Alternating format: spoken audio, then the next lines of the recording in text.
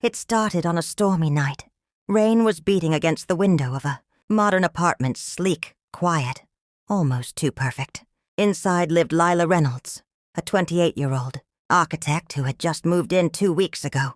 She was alone, working late on her laptop, when she heard a soft, rhythmic knock coming from her wall. At first, she thought it was just the pipes or the rain. But then a man's voice. "Hello, can you hear me?" Lila froze. Her apartment was supposed to be empty next door. She pressed her ear to the wall. "Who's there?" she asked. The voice answered calmly. "Jason, I live here. Apartment 3B. Lila frowned. "That's impossible. This is apartment 3B. There was silence for a moment, and then the sound of slow breathing. "I think," the man said finally, "we're in the same place. Just not the same world."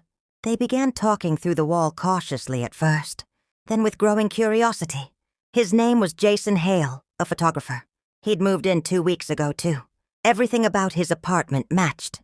Hers, the furniture, the layout, even the same scratch on the wooden floor near the kitchen counter. But when Lila told him the date, Jason went quiet. "It's 2024, she said. A long pause. "It's 2027 here," he whispered. Lila laughed nervously. "That's insane." Jason just said softly, "Then explain why I can hear you." That night, they both decided to test something. They each wrote a note, folded it, and slid it under their door at the same time. A few seconds. Later, each found the same note, waiting on their side, same handwriting, same words, same ink. Lila's heart started pounding. "What the hell is happening?" she muttered.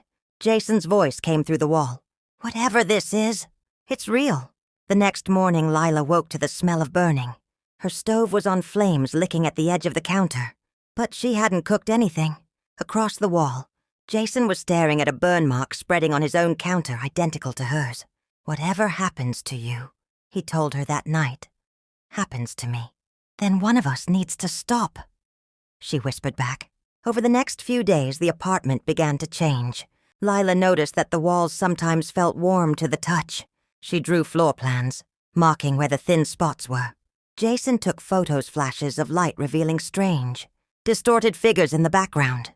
Sometimes he even saw her face in his pictures. At night, both heard whispers through the walls. One must stay. One must go. They started to feel watched, not by each other, but by something inside the apartment itself. Then came the night everything collapsed. The storm returned, this time in both their worlds. Lights flickered. The walls trembled. And for the first time, they could see each other faintly through the wall, like two ghosts staring through glass. Jason whispered, "If we touch the wall, together maybe we can break it." "What if it kills us?" Lila asked. He smiled weakly. "Then we'll finally know what's real." They both pressed their palms against the wall, and in a blinding flash of light, everything went black. When Lila woke, the storm was gone. The apartment looked the same, but not quite. Jason's camera sat on her table. Her reflection in the mirror wasn't her. Jason's face stared back. "I think we merged," he said from inside the mirror. Lila stumbled back, shaking her head. "No, get out of me. Get out!" The door slammed shut behind her, and that whisper came again, clearer this time. "One must die." She grabbed a knife from the counter, breathing hard. In the mirror, her reflection, or Jason inside it, did the same. Then, her reflection moved first. It lunged. The two figures, real and mirrored, fought in perfect sync. Each slash matched the other. When one bled, the other smiled. And then silence. Lila's body fell to the floor, her eyes open. In the mirror, Jason, now wearing her face, stood breathing heavily. He looked down at the knife, then up at the mirror. "It was always meant to be one apartment," he whispered. He smiled faintly and the lights went out. The next morning, a real estate agent unlocked the door. She smiled at the young couple behind her.